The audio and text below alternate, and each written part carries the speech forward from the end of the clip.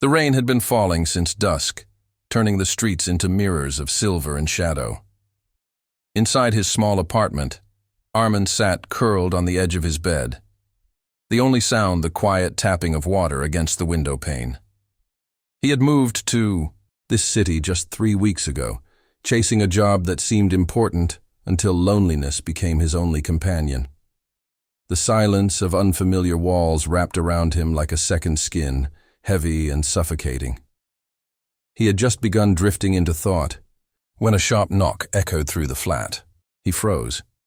No one knew him here, not personally, not enough to visit. A second knock followed, firmer this time. His heartbeat quickened as he stood, grabbing his phone without thinking. His fingers hovered over the emergency dial, but curiosity nudged him forward. He cracked open the door. Standing in the hallway was a man soaked from head to toe, dark hair clinging to his forehead, leather jacket gleaming with rain. His face was striking, angular features softened by tired eyes, and a slight curve to his lips that suggested calm in chaos. "Sorry," the man said, voice low and smooth. "I think my cab dropped me at the wrong building. I was headed to 8C, but everything's mislabeled here." Arman blinked, glancing at the faded numbers.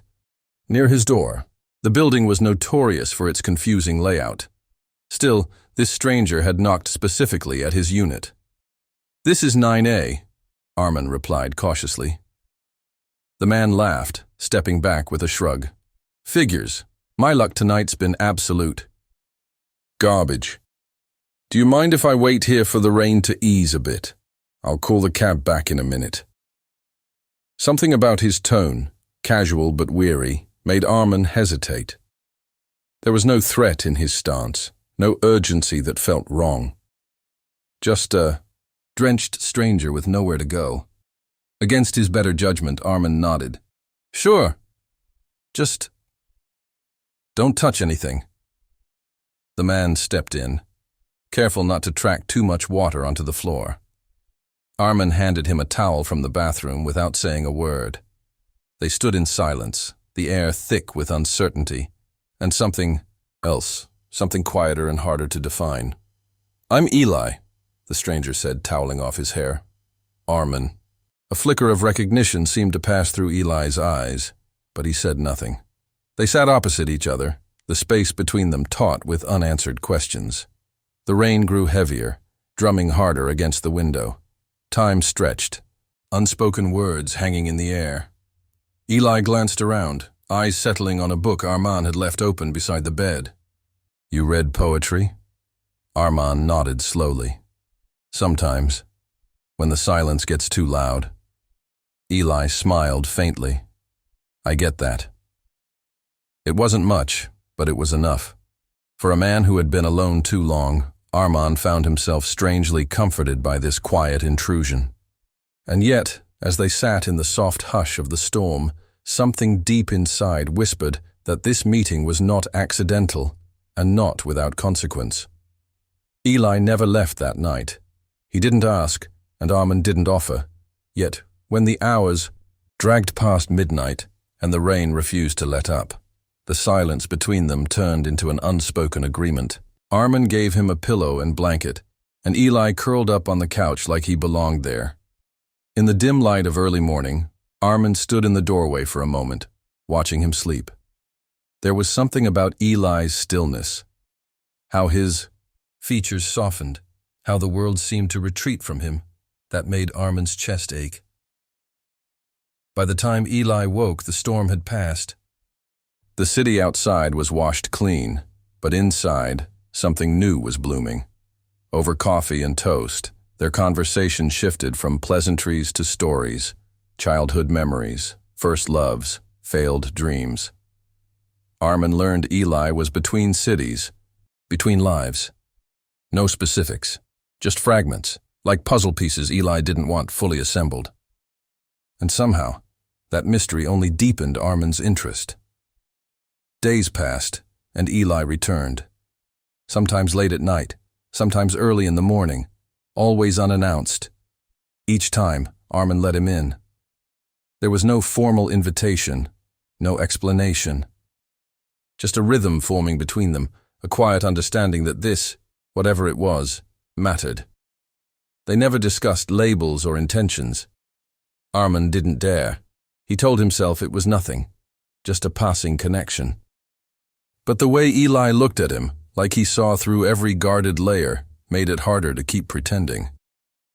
One evening, they shared dinner by candlelight, a power outage plunging the apartment into darkness.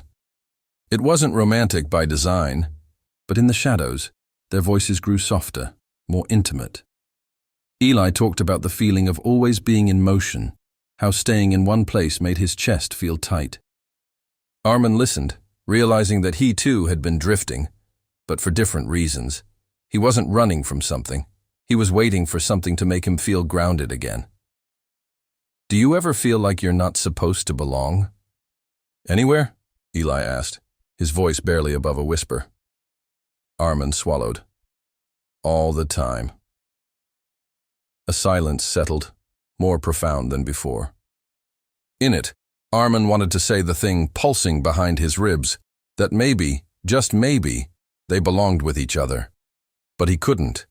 The moment was too fragile, so instead he smiled faintly and changed the subject. Later that night, as Eli stood to leave, he paused at the door. I don't usually stay this long, he said. Arman looked at him, eyes steady. Then why do you? Eli hesitated. Because when I'm here, I don't feel like I'm running. The door clicked shut behind him, but his presence lingered. Arman stood in the empty room, heart loud in his chest. He knew this connection wasn't ordinary. But deep down, a quiet fear began to stir. What if Eli wasn't staying because of him? What if Arman was just a resting place on someone else's journey? The change was subtle at first. Eli's visits became less frequent, his messages shorter, delayed. Arman tried not to read too much into it, convincing himself that people drifted sometimes, that distance didn't always mean disinterest. But something had shifted. The easy silences between them now felt hollow, and when Eli spoke, it was with half a heart, like his mind was elsewhere. One Sunday afternoon, Arman walked down a narrow street not far from his apartment, hoping to distract himself with errands he didn't need. That's when he saw them. Eli and another man, standing beneath the awning of a small cafe. They were close, too close. The man had his hand resting lightly on Eli's shoulder. Eli was laughing, head tilted back the same way he did when Arman told him stories. That laugh, once sacred, now felt stolen. Heart pounding, Arman ducked behind a parked car, breath catching in his throat. He watched as they turned and walked away, fingers intertwining like it was the most natural thing in the world. No hesitation, no guilt. The walk back home was a blur. Inside, Arman sat in the dark, staring at the door like Eli might still appear, like it had all been a mistake. But when his phone buzzed hours later with a simple, "Busy tonight, talk soon," the weight of truth pressed down with crushing clarity. That night, Arman waited until silence took over the apartment, then called Eli. His voice trembled, but he forced steadiness into it. "Who is he?" There was a pause. Too long. "You." "Saw us?" "I did." Another silence, heavier this time. Eli exhaled, the sound ragged. "It's complicated, Arman." "No," Arman said, jaw tight. "It's not." Eli didn't deny it. He didn't offer excuses. "I didn't come to your door that night looking for anything. I was lost. And you were kind. It felt good to be seen, but I never promised anything." Arman closed his eyes, chest burning. "But you knew what I felt." "Yes," Eli whispered, "and I let it happen. I'm sorry." There it was, honesty that hurt more than lies ever could. "You made me believe I mattered," Arman said, voice breaking. You made me think I was enough.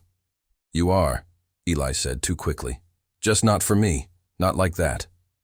The call ended without goodbyes. Arman stared at the ceiling, numb. The pain wasn't just heartbreak, it was betrayal.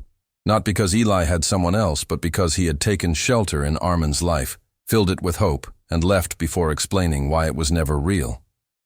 Next morning, the sun rose like nothing had changed. But inside Arman, something had broken. Something quiet, something vital. And as he stood by the window, watching the street below, he realized the stranger who once brought comfort had now become the very wound he wasn't sure would ever heal. Days blurred into each other, each one wrapped in the same quiet ache.